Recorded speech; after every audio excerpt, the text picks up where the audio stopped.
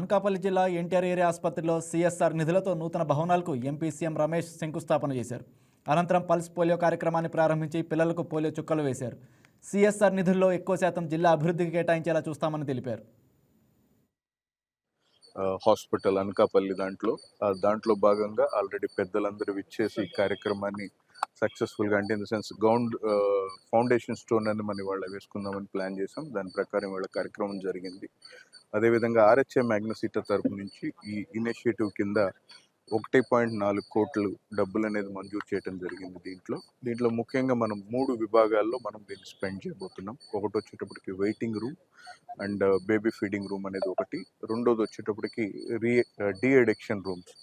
De addiction ఏదైతే మన drugs ఇవన్నీ ఉన్నాయో వాటన్నిటిని డీ అడిక్షన్కి సంబంధించిన కంప్లీట్ ఒక రూమ్ అనేది ఇక్కడ రిహాబిలిటేషన్ సెంటర్ అనేది ఒకటి వస్తుంది, అది రెండోది.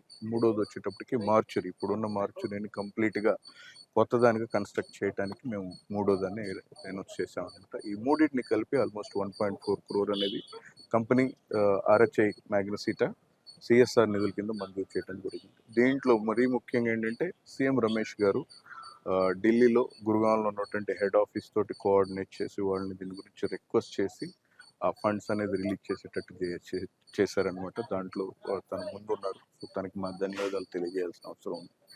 అట్ ద సేమ్ టైం ఆర్హెచ్ఎం మ్యాగ్నసిటా కింద వచ్చినట్లయితే మేము ఎవ్రీ ఇయర్ కూడా ముఖ్యంగా 3 విభాగాల్లో సిఎస్ఆర్ ఫండ్స్ అనేది స్పెండ్ చేస్తున్నాం.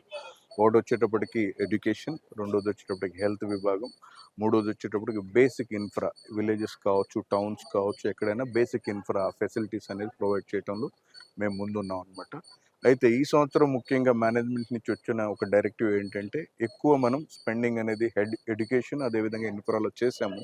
హెల్త్ విభాగంలో కొంచెం వెనకబడి ఉన్నాం. సో హెల్త్ రిలేటెడ్ ఇనిషియేటివ్స్ ఉంటే మనం టాప్ ప్రయారిటీలో చేయాలని చెప్పేసి మా సిఎస్ఆర్ కమిటీ నుంచి అపర్ణ కిర్పాల్ గారు చెప్పారనమాట. సో ఆ కంటెక్స్ట్లో అదే టైంలో ఈ ప్రపోజల్ అనేది కలెక్టర్ గారు అదేవిధంగా సీఎం రమేష్ గారు ఆఫీస్ నుంచి ఈ రికమెండేషన్ వచ్చింది. అదేవిధంగా మేనేజ్మెంట్ కూడా వాళ్ళు కాంటాక్ట్ అయినప్పుడు మేనేజ్మెంట్ కూడా చాలా హ్యాపీగా ఫీల్ అయ్యి తొందరగా వితిన్ 10 days ప్లాన్లో దీని అప్రూవల్ అనేది ఇవ్వటం జరిగింది. సో ముందు కూడా ఇదనే కాదు, అఫ్కోర్స్ ఇందాక మీ మధ్యలో చెప్పినట్టు ఇది ఛాలెంజింగ్ టార్గెట్ ఇచ్చారు. ఒక 3 నెలల్లో కంప్లీట్ చేయాలనేది సీఎం రమేష్ గారి అభిమతం. మేము ఖచ్చితంగా ఆ ఛాలెంజ్ తీసుకొని ఈ ఫెసిలిటీని రెడీ చేసి అందరికీ ఇక్కడ జిల్లాలో ఉన్న ప్రజలందరికీ అది అందుబాటులో తెచ్చడానికి. ఈ వీడియో మీకు నచ్చినట్లయితే లైక్ చేయండి, షేర్ చేయండి, మా ఛానల్కి సబ్స్క్రైబ్ చేయండి.